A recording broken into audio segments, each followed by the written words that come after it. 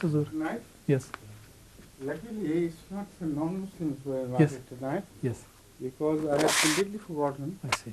This was the first night session, Yes. and nobody reminded me.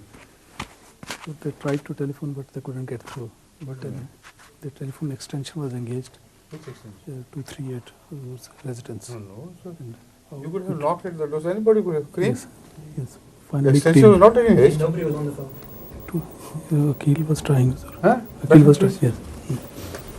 I mean, this is something you Yes. should have immediately conveyed. Yes. Any child could run in and convey the message. I'm really sorry for having kept you waiting. That was not intended. It just happened so by mistake. We understand. Thank you. Thank you very much. So shall we begin, please? Yes. Huzur, this is the Ghanaian delegation. Ghanaian delegation have come tonight to ask a few questions. It's all Ghanaians. All Ghanaians. MashaAllah. Yeah. And two of them are your children, your sons. My sons. Right. Abdul Rahman, Yes. then Abdul Rahim, Yes. then Mr. Mustafa Ano. He's not your son. He is not. He is Mustafa Anwar, I know the him very well. secretary for. What about your headache? Still Yes. continues. He has a very advantageous headache. Because it's because of headache that his stay is continued, extended and extended. Yes, And nobody can reach inside to see it. yes. That is the beauty of this headache. I don't say that he's lying. He has been coming to me regularly for treatment. For It's not treatment, that yeah. he's making a false statement. Uh, But the authorities are extremely puzzled, and when he presents the reports of doctors examining things, they can't have any excuse to tell him to leave the country because it's on medical ground that he's staying. And the headache is a strange type of headache. Nobody has as yet been able to find why. Has anybody found the reason why? No. And he's a brave boy. He still works with that headache. Huh? MashaAllah. And Mr. Come to me once again. Let's try another line of treatment. Okay? Mr. Masood Atta. Why don't you pull a chair and come and join us? Huh? Oh, why not? Come on. Mr. Masood? Atta. Yes. And then Mr. Sadiq Boatin. He's the secretary of Peckham Jamaat. MashaAllah.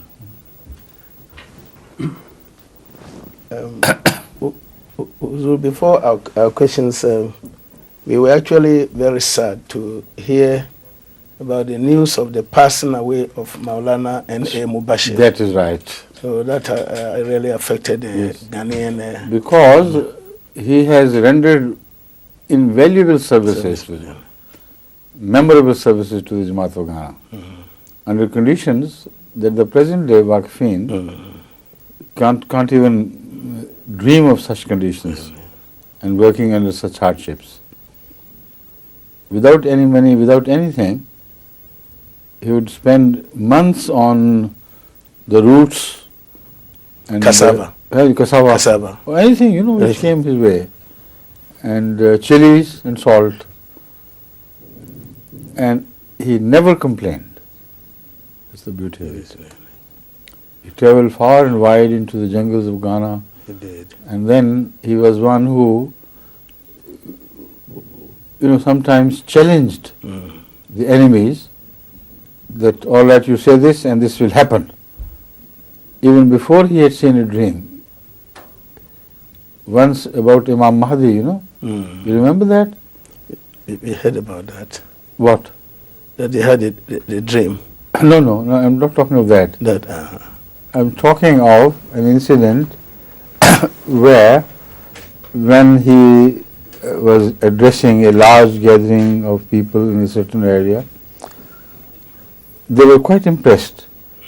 But some very mischievous and wicked type of mullah came and distributed pamphlets, or I think by word this propaganda was carried out, that this Mahdi has to be false. Because according to the traditions of the Holy Prophet, if Mahdi comes, there has also to be a great earthquake. Now, in a way, he was right, because Hazrat Masih also spoke of earthquakes, meaning, of course, wars and global calamities. But I don't know where he had read it, so he propagated that, and everybody started dancing. There is no earthquake, the Mahdi is false. There are no earthquakes, Mahdi is false. Hazrat Maulvi Sahib reacted very strongly and emotionally to this, and then he prayed. And either, I don't remember exactly whether it was a dream which led him to say that, or just, a spirit of retort to such vicious propaganda, because he was really touched and moved. So he said the earthquake will come. The earthquake is bound to come. And the word was spread all over the area that the Maulvi says the earthquake will come. And that night or the next morning, the whole area shook with a violent earthquake. We had it in 1939. 1939? That's right. Oh, the whole country.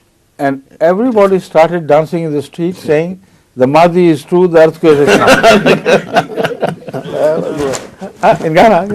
In Ghana. I remember very well. 1939. Those from Zongo. You know the place and the area? He was with my father. My My father was a financial secretary. Is that right? A white You man. tell us from your memory. There are other stories I know.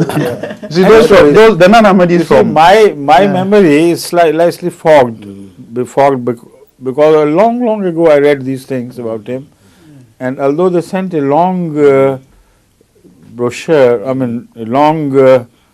not long, but quite The report on that. a lengthy report, that's what I should have said, on Hazrat Maulvi Sahib and his own autobiography, portions of that. And I was so busy these days, it was impossible for me to go through all of it.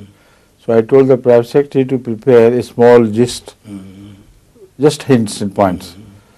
So that is why this incident, there was a small hint there, but not the detail. But we have got it somewhere. So I remember it from my old memory. I think either Hazrat Maulvi Sahib himself had told me of this, or I heard long ago. So you are eyewitnesses, you tell me what happened. Oh, I was just confirming what you are saying in a way, because Not eyewitness directly, but you must have heard from those who... what I was saying is the Nana Ahmadis at the Zongo. The learned Nana Ahmadis, Yes. those Malams. That's Malam, that's right. Yeah, they were coming to him for interpretation of the Quran. I see. They were coming, Mama's father and the others were coming to him for interpretation of the Quran. So when you go there now, your friend, Alhaji, and some others, so you go there. If you go to their homes now, you will find your pictures there. Acha. Nana Ahmadis, They have That's right. your picture, and when you sent me there, your picture and other pictures were there. And we were talking about Hazrat Maulvi Mubashir Sahab, Nazir Ahmad Mubashir, and you have suddenly shifted from him to me. My picture, I think because of television, they see television and things, and then demand for a picture or two. But this is a different time altogether. Now the propagation has started moving forward at such pace as could not even be dreamt of before. In Ghana, to have more than 200,000 Ahmadis per year is undreamt of. I remember once a report came that in one large area there were 10,000 conversions. Everybody was so excited. They said, it's impossible, What is happening? Now, 200,000 plus already. Before July. Imagine what would happen.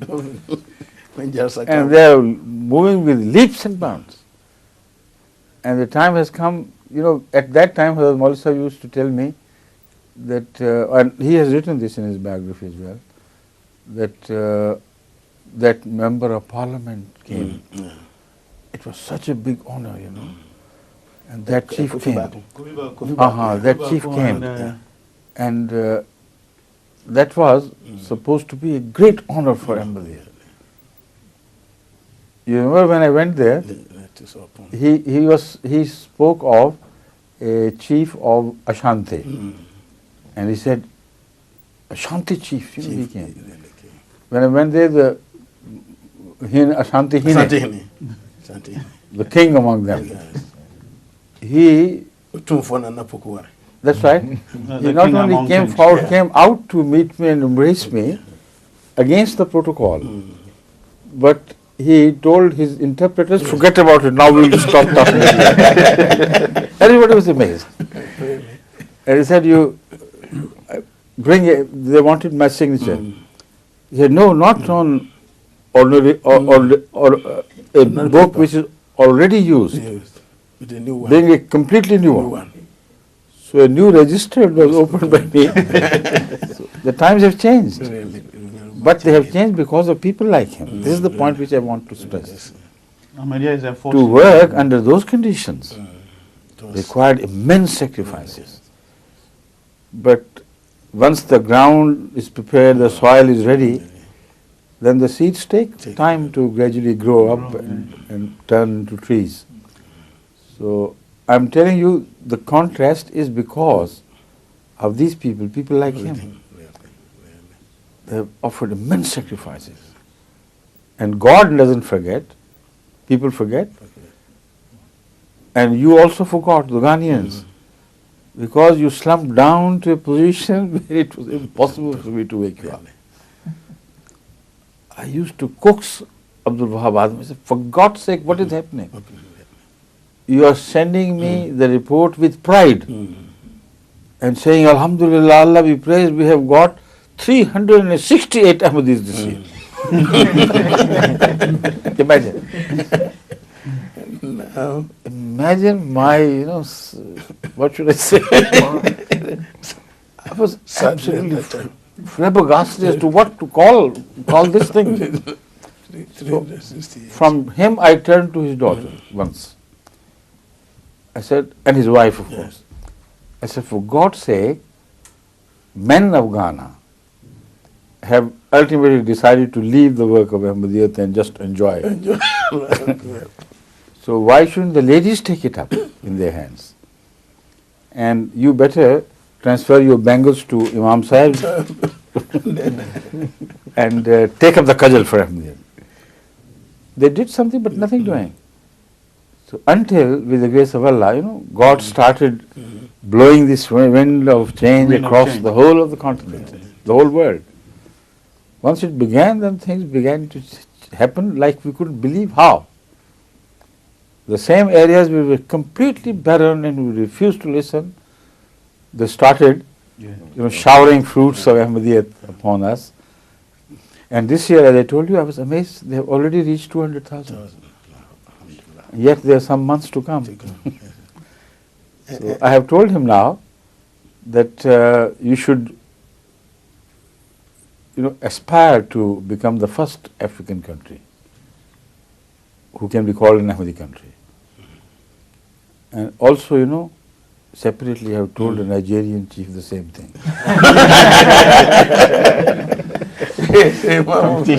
Also Ivory Coast, also Senegal, because they're all Masih Islam's horses. How can you prefer one to the other? So I'm telling each one, you say, why don't you become the first? And with the grace of Allah, the signs in Ghana are very strong. In the sense, as they were proud of some MPA coming to meet. Now, the Speaker of the Assembly is an Ahmadi. Opposition member, President of the opposition party is an Ahmadi. Deputy Speaker is an Ahmadi. The heads of different important defense departments, minister is Ahmadi. The ruling party. The ruling party, the chairman of the ruling party in service. That's not the speaker. No, you corrected me. Yeah. Yeah, the It's not the chairman of speaker. He's the ruling chairman of the party. ruling party. He's an Ahmadi. He's an Ahmadi. Yusuf Ali. And And then the defense minister. and of course, and the president of the opposition, chairman of the opposition, is also an Ahmadi. Who is that chairman? The one who came to meet me, he, I understand, Usai Champong. was the chairman or expected to be the chairman. Chairman. So I'm not sure whether he did become a chairman, but from the report of Imam Sahib Ghana, I gathered that either it was a deputy chairman of the opposition or the chairman, either of the two has become an Ahmadi. And important commissions are headed by Ahmadiyas. And nobody now dare touch an Ahmadi because of he's an Ahmadi, you know. The president has gradually become to understand who we are and what we are. Oh, yes. And he really and truly respects Ahmadiyya for the character and persistent character of goodness, truth, loyalty, service to mankind. I remember there was a time when intelligence officers used to call here from Ghana under various garbs. And they also participated in your functions. functions. Yeah, this Pan-African. And they also met me in private to seek my advice for a revolution in Ghana. See? Now, little did I know at that time that they were the government representatives. But because we always work under principles. And the same thing which I said in public to the dignitaries who had come to meet me, I said, don't dream of bringing about a bloody revolution in Ghana. It will not help you any. It will not serve the cause of Ghana. It will destroy the peace. And once the peace is destroyed in Ghana, then there will be no stopping it. It will go down the drain. Because I told him, according to my study, the Ghanaians are a very patient people. And they can smile in adversity. They can laugh in adversity, on empty stomach. But once they are aroused, You can't stop them. oh, you can't stop them. It's impossible. Why do you destroy your own people? And at what cost? I told the delegation publicly, and this is exactly the advice I rendered to this man. And he thought that he had gained my confidence, now I'll tell him the secrets, and that was the secret. So I forget about this. And I argued with him. I told him, look here, how can you fight, rebel in Ghana without any foreign country helping you?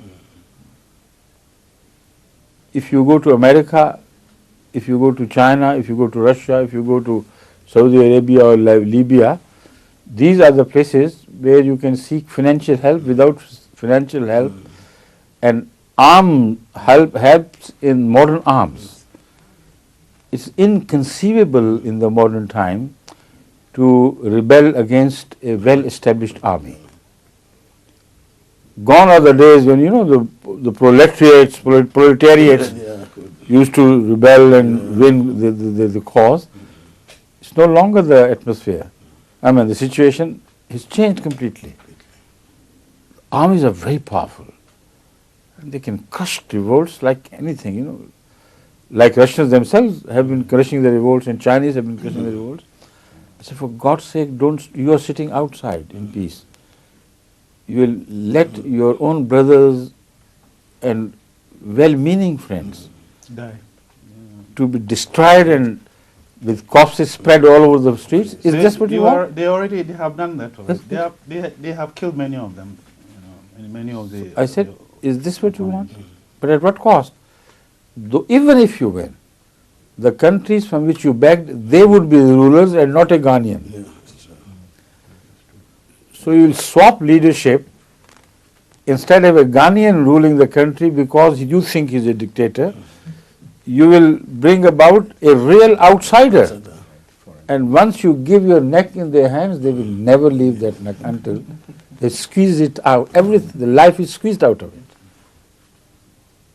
I have never seen in a nation who is thus enslaved by foreign powers, who always begin to enslave due to this secret, help and financial aid or arms aid and this and that.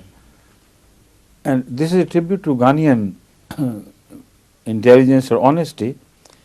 They all agreed with this. You remember? I remember very much. They agreed? The delegation. And some then came to me, see me privately. You were not there. One of the General Hamidu, you remember? He and some others. And said, what advice do you give us? Now we know this arms rebellion is not for the benefit of our people, we will not do it. That's a great thing. Then I advised them to go through proper channel, to write to the president. Tell him we want to send our delegation or meet us somewhere. Or send a delegation, ask your embassy to start negotiations. So with the grace of Allah, through those negotiations, they ultimately reached this understanding that an election will be carried out in due course and that would be fair. Now it's a tribute again to the government of Ghana that they appointed Ahmadis to monitor the elections and to see to it that they are honest and fair elections. And they wouldn't accept anybody else's decision anyway. So alhamdulillah, with the grace of Allah, the elections were fair. And the president won by a large majority. Very big majority. And Ghanaians are getting better and better. The situation there is changing in every respect. So what Africa needs is honest advice. And in Ghana, they know it now, that it can come from Ahmadiyyat and from nowhere else. So the foreign intrigues cannot change anything there now, with the grace of Allah. The foreign office. There was a time the president himself, yes, at a gathering or somewhere, he made reference of that, the Ahmadis, and was referring to the non-Ahmadis, that they should copy the Ahmadis. Exactly this. Yes. This was about. And they have started cooperating now. He attended Non-Ahmadi Muslim leaders now. Previously they were bitterly against us. Now they have started changing their stance and some of them have come to join us. Yes, that's right. Some of them have come to And Maulana Mubashir started the construction of the Sopon Mosque, which was the central mosque, which was opened in 1949. And I was fortunate to go there. Sopon Mosque, I know. Yeah. It was, the foundation was laid down by him? By him, he started the construction. Acha, mashallah. And till completion? Till completion. Right. Till completion. Because he invited me from Kumasi to go. I taught at Sopon for 1 year.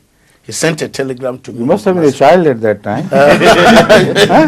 It was a long time. As soon as I finished secondary school, He studied student of secondary school. When I finished the school set, he sent telegram to me. Then I went to, so I had the opportunity of being with him for 1 year in 1955. So He must have read something in your father, Being a secondary school student, he sent him a telegram that you come and help me. Well done, mashallah. So we pray that we get more Ahmadis to pray in the Sopon Central Mosque. Right. That was a problem. To get people to use that mosque fully. Now, with the grace of Allah, this MTA is doing wonderful job there. Really. I have told them to have MTA antenna planted, securely fixed in every Ahmadi village, without exception. And everybody there should be able to see us directly. This is bringing about unbelievable changes with the grace of Allah. The Jamaats in Bangladesh, elsewhere, in India, in many long, remote corners, which had never received even the visit of a Murabbi of Jamaat, a regular trained preacher of the Jamaat, because the Jamaats are spread far and wide in India. It's a big country. and only through mail, occasional mail, they had some contact. Now daily they see me and see Ahmadi Qaris teaching the Holy Quran, Ahmadi Muballighin from Rabwa and trained ulama, speaking on the subjects of Khatm al-Nubuwwat, what it means, and Wahate Masih and this and that, and the false propaganda carried out by the mullahs, and they rebut that propaganda and things. Now, this is creating immense impact. It is indeed. And a byproduct is that the chanda of the Jamaat is increasing by many folds. You see? The Nazir Sahib Baitul Mal in Pakistan or elsewhere, wherever they are, the secretaries of finance, they sometimes write to me that make an appeal for more chanda, so that people should pay more. I said, I'm thinking otherwise. Now they should, for God's sake, not that much. Go slowly and with balance. So with the grace of Allah, Jamaat is, pouring out money in the cause of Allah. A Jamaat like this does not exist anywhere in the world. And about Ghana, one thing I must say, which I was so pleased to read in the memoirs of Hazrat Mauli Sahib. I have always been saying that whatever the number of Ahmadis in Ghana, I don't know exactly, it was a debatable number before, but I know the quality is excellent. I said the Ahmadis of Ghana have two distinctions. They are really dedicated to Masih Maud al-Islam. They love him.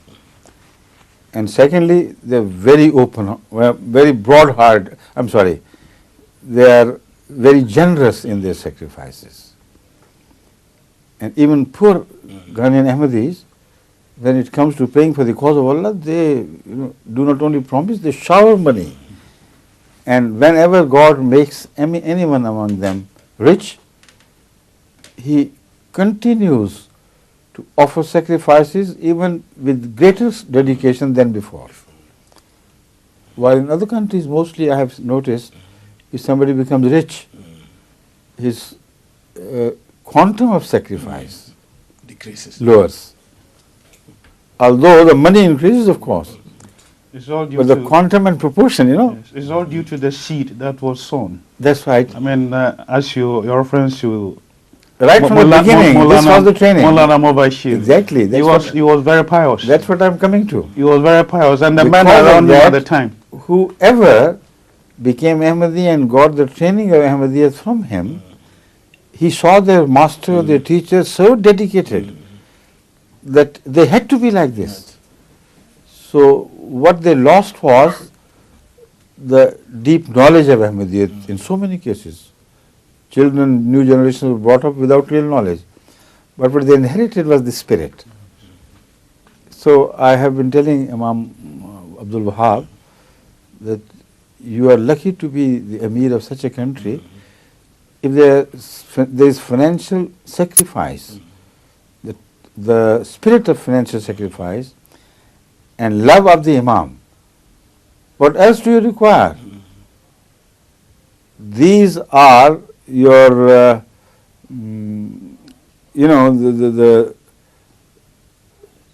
like motive power with which you can move, like diesel, like petrol and things. Everything, every machine must move with some source of energy. So administration of the Jamaat is the machine which has already been created. It works only when you fill it with some petrol, some diesel, some other material to supply the energy. So I have been telling Imam Sahib that Ghana has energy. It has all the sources of energy. The machinery is supplied by the Jamaat. You have inherited from the gradual progressive growth of the last 100 years. So why don't you put them together? That's the only thing you have to do. take that energy and put it into the machinery, and then see how it moves, how it begins to burr and then come to life and then run and speed up and fly. So Ghana has already reached that stage where it has started to fly. No more, slow trekking on the ground and or crawling like you used to do. And I'm not talking of 20 years before. I'm talking of 7 years before. Imagine. Till 7 years, or even maybe 6 years, this was your pace. 300, 200. Once I remember, Imam Wahab Sahib has done great services because he's a very organized person and very well connected with people. So he has, of course, his advantages.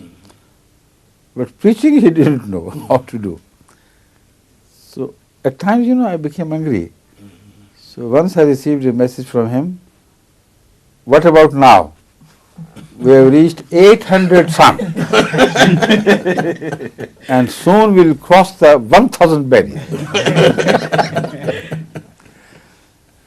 No, he doesn't know himself what is happening. He might have heard of Germany then. But it was up in Germany. No, from everywhere, there's more demand and people are, I don't know how they're just as if they're springing from the ground like a natural fountain. Everywhere, there's flood of Ahmadiyyat, mashallah. So I'm sure, inshallah, within the next few years you'll see a big change. If you reach 1/3 of the population in our case, the whole country is going to fall into your lap of love. Right? And let's hope and pray.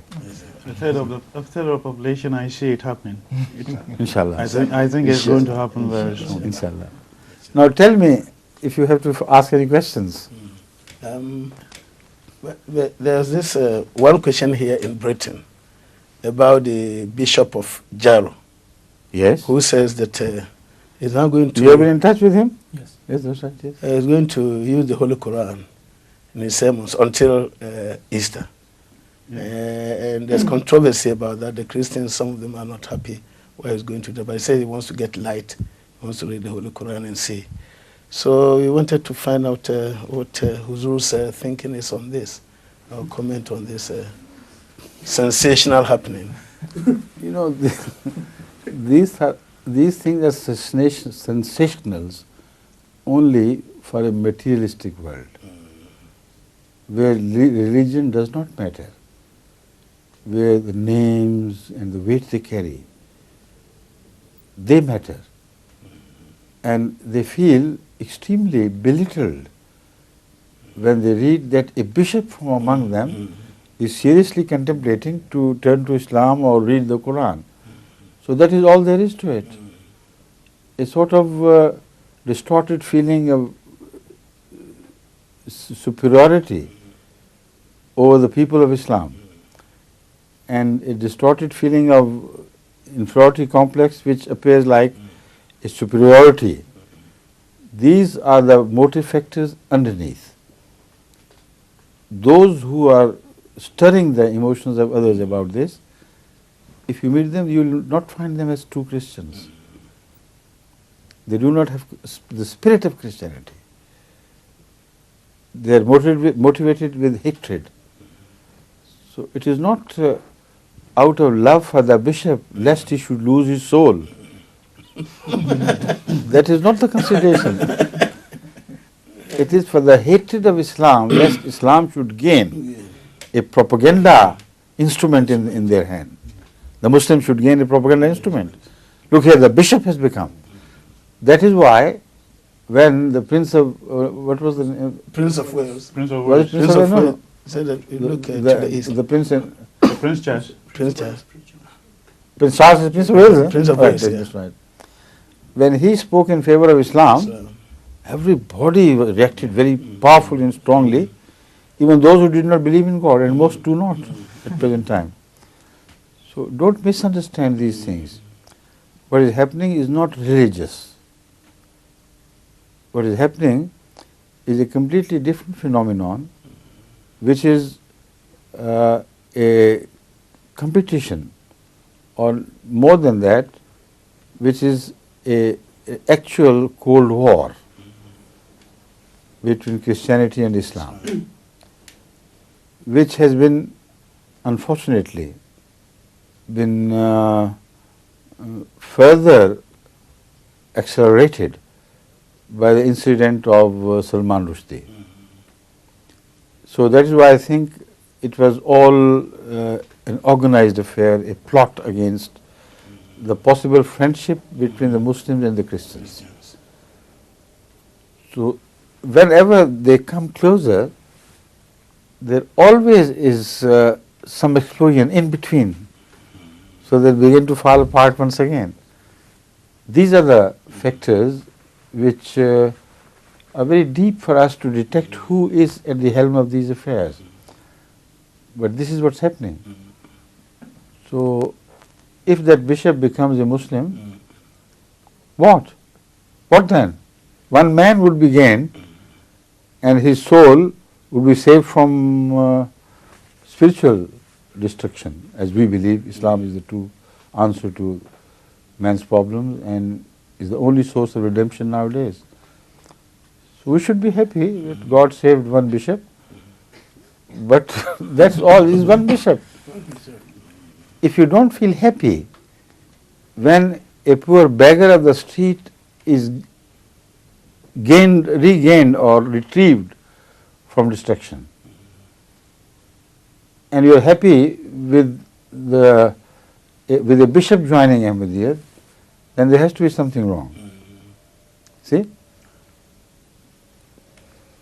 Only you can be happy in such cases, not in England, not in America, but in African countries. Because there, if a chief becomes an Ahmadi, we know a large following of the chief would follow. They won't tarry behind long. And this is how these numbers of hundreds, thousands are gained. So when I am jubilant about one great king or king from Nigeria or a chief from Ghana becoming an Ahmadi, this is the reason why I am so happy. Because I know now it's just for a matter of waiting for some time, a month or two or so. And the recent reports tell me this is exactly what has happened in one area where there was no Ahmadiyyat. One very big person from there, it's a Christian area. He became extremely interested in the message of Ahmadiyyat when one of our preachers reached him. I think it was some Rabbi. And he has not yet joined Ahmadiyyat. But he has invited Imam Sahib to send the maximum number of missionaries to his house, to his area. He would see to it that everybody listens to them with respect. He would invite the imams and the Christian fathers and this and that, and hold a large session of exchange of views, not hotly debated things, but calmly, coolly, and in a civilized manner. He said he would organize an exchange of views, and nobody would dare say any offensive thing to the Ahmadis there. And with the grace of Allah, I think they have already reached there, and they are expecting big results. And they think that in heart he has already become an Ahmadi, mashallah. What he wants to do is that to bring all of the people with him. See?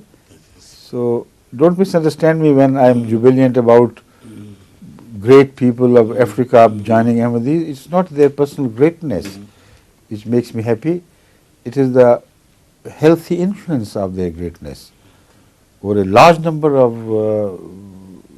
servants of God or creatures of God, which makes me happy to look forward to a great future for that area. That is what you should pray for. That is what you should always keep in mind. don't become happy if a big man has become an Ahmadi.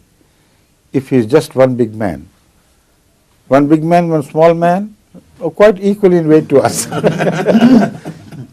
A small man with more enthusiasm and love is more precious to us than a big man. But a big man with a big following, of course, that's a different proposition. That is why Ahmad sallallahu alaihi wasallam always treated with respect the chieftains who represented their people, the large tribes. He showed special respect to them. Not because he was influenced by their bigness. What is their bigness in comparison to Muhammad sallallahu alaihi wasallam's greatness? But for the love of large number of people who follow them to become Ahmadis, if they were shown respect, they would also be happy because of that and would be in a better frame of mind to accept Islam. That was the reason why he treated them with special respect. So you also do it, but keep this spirit alive. Right? Anything else about? Huzur, I think Pakistan celebrates 50 years of independence this year. 50th, yes. I'd like to ask you, how has the last 15 years treated Ahmadiyyat, and what can we expect, inshallah, in the next 50 years? Now, why do you relate these two things? 50 years of Pakistan's birth and 50 years of Ahmadiyyat. No, I just looked at a nice round number, and I've been reading in the papers that they plan a lot of celebrations, Pakistan and India, and I felt it would be a... 50 years ago, Pakistan started her journey on the path of love of Islam, which protected them, and genuinely this was the love of Islam which protected them from the domination by the Hindus. But the domination was not religious domination which the Muslims feared. The domination which they were afraid of was political and economic domination. But to counter it, to protect them from this possible domination which would enslave the entire people of India, Muslims of India, the love of Islam was utilized. Correct? Not the hatred for Hindus, not the hatred for Christians, not the hatred for anybody else. It was purely love of Islam which was utilized by Quaid-e-Azam to gather all the Muslims under his banner and to work for the creation of Pakistan. No Mullaism was involved. The Mullahs were all entirely against Quaid-e-Azam. So it was created not for Mullaism. Remember this. It was created with love of God, not with the Sharia of Islam. Sharia had nothing to do with this. It was created, one thing, out of fear of the Hindus' political and economic domination, and the second thing, out of love for Islam, which was a diffuse sort of love, undefined. It was not always a very religious people who supported the cause of Pakistan and Quaid-e-Azam. Even the street urchins and the commoners everywhere who didn't know how to say La ilaha illallah correctly, who would not say the prayer, deep inside they had one thing, they loved Islam. And because of that, this movement gained popularity and became a sort of hurricane which swept every resistance on the path. And it was that hurricane which scattered the Mullaism, to all the corners with the dust it blew, which blew along with it. It carried Mullaism and their so-called Islamic concept of strict religious drill and regimentation. They were all blown to the four winds. And Quaid-e-Azam won. The promise he made 50 years ago was this. Now that Pakistan has become a reality, now that we have gained it, with a united effort for a good cause. Now I declare we are one nation, one Pakistani nation. Forget about your differences with Hindus and Christians and others. In this country from now on, there is no Muslim, no Hindu, no Christian, no this and no that. We are just one Pakistani nation. Stick to it and move forward in leaps and bounds to great achievements. These were not the very words, but this was the message. And it was applauded by hundreds of thousands of people who gathered to hear him. And they all supported him with one accord. This was this was Pakistan, the foundation of which was laid about 50 years ago. Correct? What happened since then, from that time to this?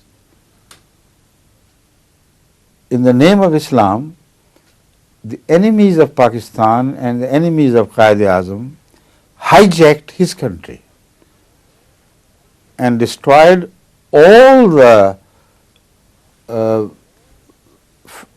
motives, all the goals which Quaid-e-Azam had set before him, and the motives of creating Quaid-e-Azam were also crushed and destroyed. They came with a lust for power of Mullaism and hated everything for which Pakistan was created. In the love of Islam, they sowed the seeds of hatred between every section of the Muslims. Pakistan was split into sects, into schisms, into Pathans, Sindhis, Punjabis, North Punjabis and South Punjabis, left Punjabis and right Punjabis, and of Pathans of all colors and hues were divided, in their own different sections. Balochis were divided into various sections. This was the doing of the mullah. Ever since the mullah has started coming to power, this is what happened. The culture of love and peace and respect has turned into what they call Kalashnikov culture. The spirit of honest working and honest living has become completely unknown in the country today. It again has become a mafia house for drugs and illicit arms deals and this and that. And children are now being abducted for money. Innocent girls are abducted and raped. And then if you cannot pay the money, they are strangled to death or slaughtered and put in the guinea bags and sent to the address of their parents or whatever they are who are left behind to suffer forever.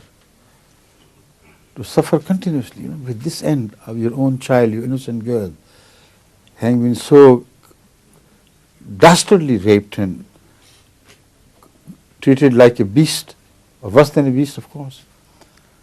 Now, this is the state of affairs in Pakistan which prevails after 50 years of its coming into being. What would they celebrate? This is the question. What is there to celebrate? The Ahmadis tell me, why don't you speak on this issue? Why don't you give a lecture on the celebration of this? I said, for God's sake. What shall I say? I'm not a politician. I'm not a liar. And why should I add more lies to the lies which are enough heaped in every street, in every house? The mountains of falsehood and lies. But is this the achievement of which you could be proud? Tell me honestly. If that had happened to Ghana, Is this what you will celebrate? So the celebration will be a lie. They'll collect money from rich Muslim countries, invite them. And pocket it. Yes, yes. And tell them, look here, the world of Islam is going to be invited here to celebrate this and that. What would be the agenda? The whole country has become, completely, I should say, Rotten. no, I'm saying completely ignorant of the values of Islam. The rot letter follows automatically. What I'm saying is a more profound thing than what you think it is. When you become ignorant of the values, then whatever the mullaism or religious leadership tells you as the meaning of Islam, you accept it because you don't know the true value of Islam. The goodness of Islam is completely unknown to the people today now.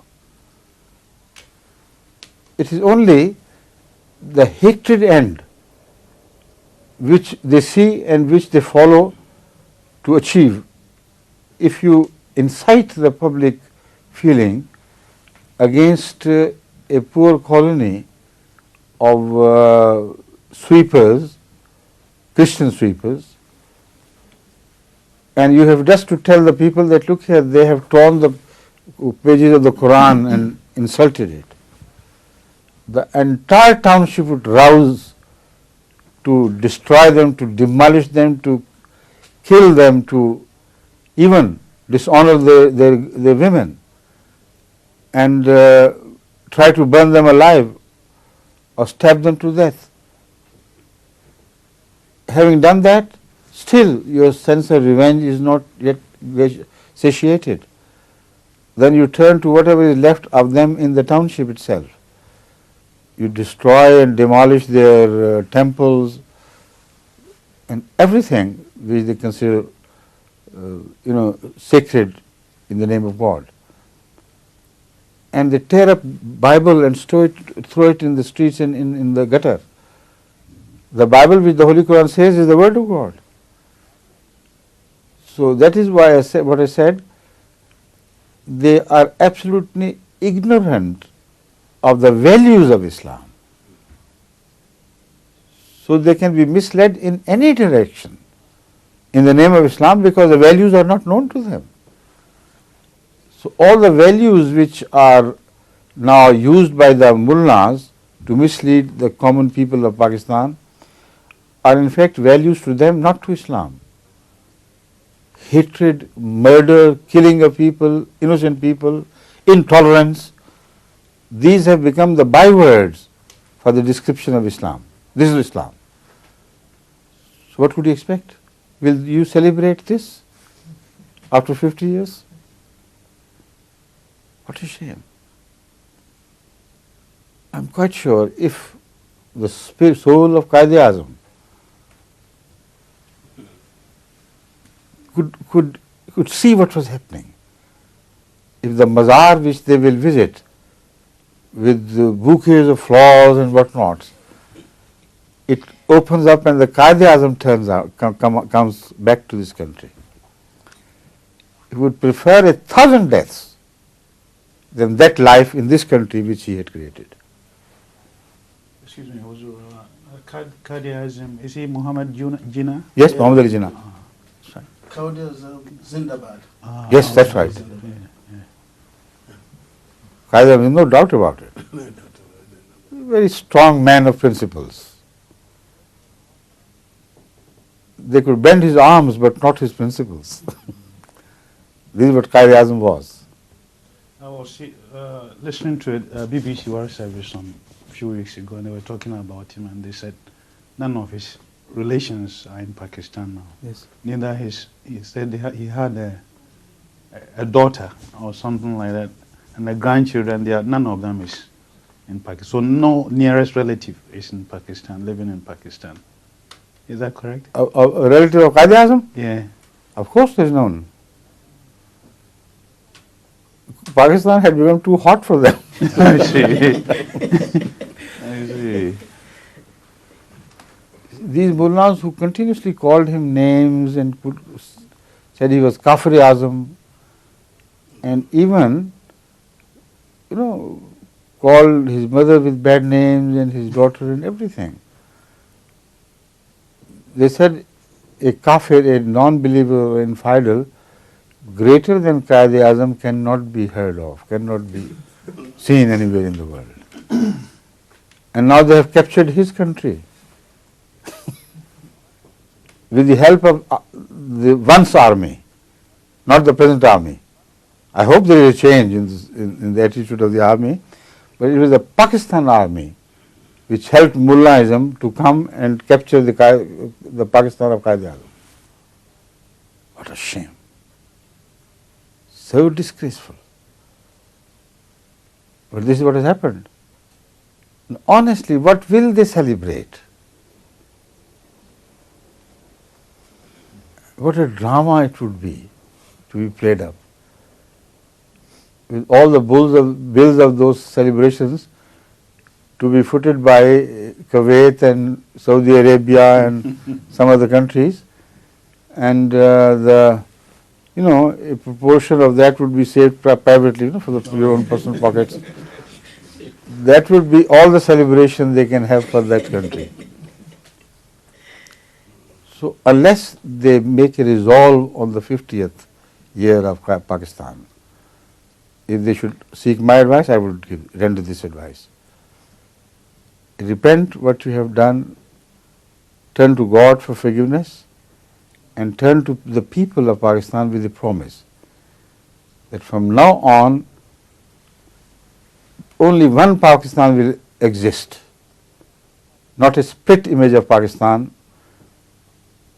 Different concepts of Pakistan are now divided among the people of Pakistan. This Pakistan should be for Sindhis, this for Punjabis, Balochis, this and that, and Wahhabis and Shiites and so on and so forth. That's what I said.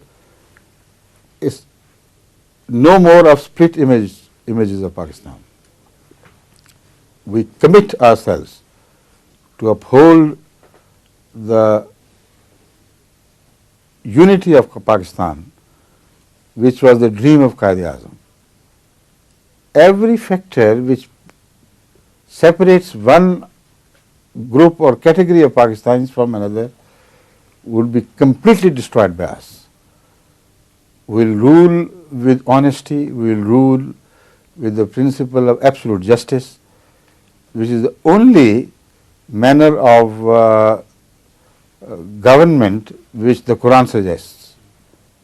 فَإِذَا حَكَمْتُمْ بَيْنَ النَّاسِ فَحْكُمُوا بِالْعَدْلِ أَنْ تَحْكُمُوا بِالْعَدْلِ. If you come to power, the Holy Quran says, when you occupy the seat of government, what should you do? You bring Sharia? No. أَنْ تَحْكُمُوا بِالْعَدْلِ. Then rule with justice and absolute justice. And that justice is further defined by the Quran. وَلَا يَجْرِمَنَّكُمْ شَنَآنُ قَوْمٍ عَلَىٰ أَن تَعْدِلُوا أَلَا أَلَّا تَعْدِلُوا وَلَا يَجْرِمَنَّكُمْ شَنَآنُ قَوْمٍ عَلَىٰ أَلَّا تَعْدِلُوا اعْدِلُوا هُوَ أَقْرَبُ لِلتَّقْوَىٰ.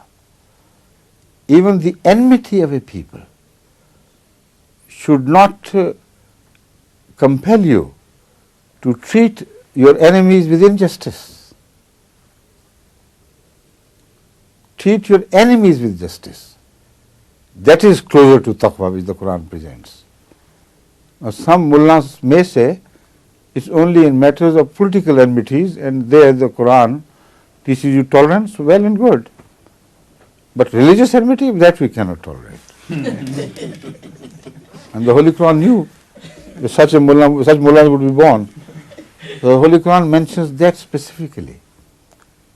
It says, وَلَا يَجْرِمَنَّكُمْ شَنَآنُ قَوْمٍ.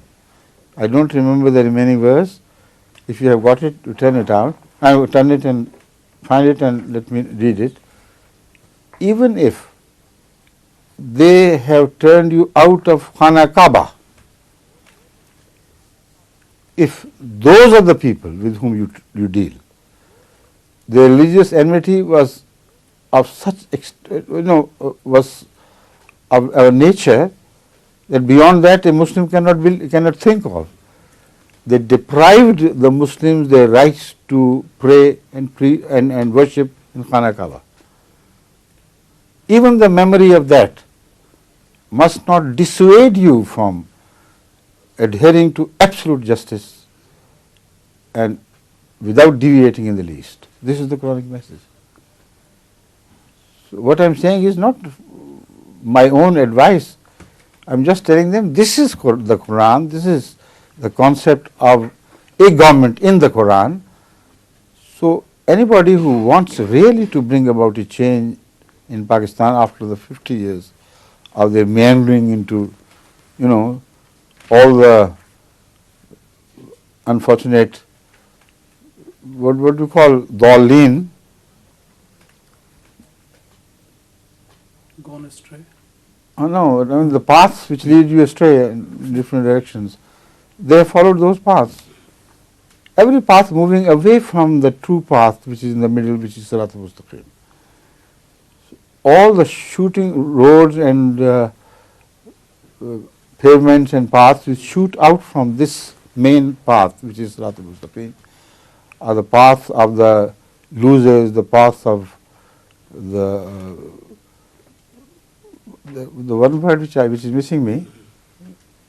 What it means I can explain, is that those who have one spin on the right path and then were led astray by Satan or by their own vicious desires, these paths which run into ignorance and move you away from truth, these are the paths which the mullahs have followed. And nobody is left to tread the Sirat al-Mustaqim of Pakistan, which is now empty and barren, waiting for people to come and march. It's a desolate road. What they should do today, if they mean anything, they should promise the people that will tread this path, the straight path of the Holy Quran. Will never dissuade from justice, from honor, from truth, and these are the values which the mullahs have forgotten completely, unfortunately.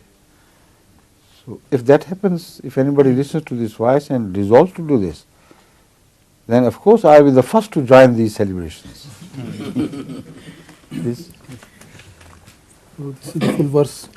Ya ayyuhallazina amanu kunu qawwamina lillahi shuhada bil qist wala yajrimannakum shananu qawmin ala alla tadilu idilu huwa aqrabu lit taqwa. This is not the verse I am talking about, of the religious enmity, that they expel you from the house of God. The same verse, Shananu Qawmin, is used, the same words are used there. So consult your Miftah once again, please. The same expression, وَلَا يَجْرِمَنَّكُمْ شَنَانُ قَوْمٍ, is also used in another verse, where the reason is not mentioned just to be ordinary enmity. The reason is mentioned to be religious enmity. So the Holy Quran, is a perfect book. It leaves nothing, nothing worth mentioning unmentioned. Everything which has to be mentioned is mentioned in the Holy Quran.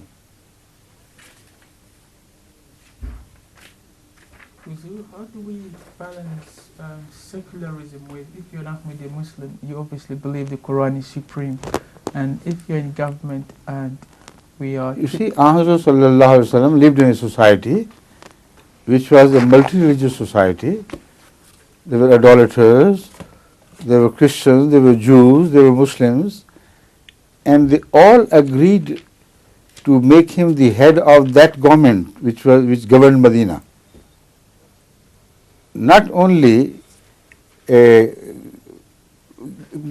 did they offer him and he accepted the magisterial powers, but also the powers of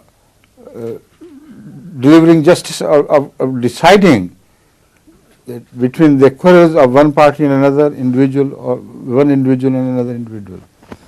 So all matters of disputes were presented to the court of Hazrat Muhammad Rasulullah Sallam for his decisions, which were final, and according to the Treaty of Medina, which were binding on every citizen of Medina, regardless of whatever his religion was. If this is not secularism, what else is? And Rasulullah Sallallahu Alaihi Wasallam never imposed Islam on any warring factor, warring party or disputing party, which said we don't want our case to be decided by according to Islam. All right, choose make your own choice. Would you prefer Bible? Would you prefer the common law? Whichever you choose, I'll decide according to that. This is the perfect religious government as demonstrated by Hazrat Muhammad Rasulullah Sallallahu Alaihi Wasallam, and this is the best possible secular concept of a government which does not exist elsewhere. It only, secularism practiced in the ideal form was only practiced at the time of Hazrat Muhammad Rasulullah Sallallahu Alaihi Wasallam. After that, only in name you find secularism, but they're all, motivated by ulterior things. No perfect justice is granted to anybody, and anywhere in the world you can put to test the claims of the so-called secularists. That's only a loud claim and nothing more. But at the time of Hazrat Muhammad Rasulullah, this was practiced in the ideal form. What secularism truly means is that an unbiased government. This is the best definition of secularism. And governed with absolute justice is just another name and a better name from secularism. Because in secularism there is also a denial of God implied in it. But in the Quranic definition of true unbiased government, that element, objectionable element is not there. A religious government, but not a fanatic government, is what the Holy Quran presents. Show me that. A'udhu billahi minash shaitanir rajeem. Bismillahir rahmanir rahim. وَلَا يَجْرِمَنَّكُمْ شَنَآنُ قَوْمٍ أَنْ صَدُّوكُمْ عَنِ الْمَسْجِدِ الْحَرَامِ أَنْ تَعْتَدُوا وَتَعَاوَنُوا عَلَى الْبِرِّ وَالتَّقْوَى وَلَا تَعَاوَنُوا عَلَى الْإِثْمِ وَالْعُدْوَانِ وَاتَّقُوا اللَّهَ إِنَّ اللَّهَ شَدِيدُ الْعِقَابِ. أَنْ تَعْتَدُوا, even the enmity of a people who obstructed your passage to the house of God. What greater crime could be committed by a people in religion than to obstruct your passage to the house of God? Not ordinary house of God, but the house of God. Should not in any way persuade you to antatadu, to transgress against them in any way. The same message which was delivered under the expression وَلَا يَجْرِمَنَّكُمْ شَنَآنُ قَوْمٍ أَلَّا تَعْدِلُوا is mentioned here an tatadu. The meaning is exactly the same. They must not be transgressed against. They must be treated with absolute justice. So try to,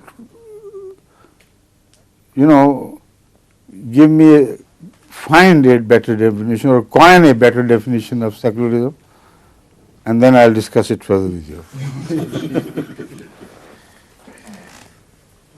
Time is over?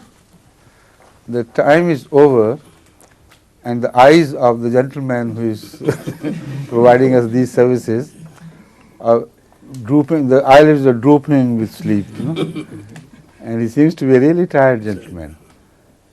So, shall we call it a day then? Goodbye. Thank you very much for coming. Sorry again for this delay. Inshallah, now I'll remember this day and the time. Assalamu alaikum.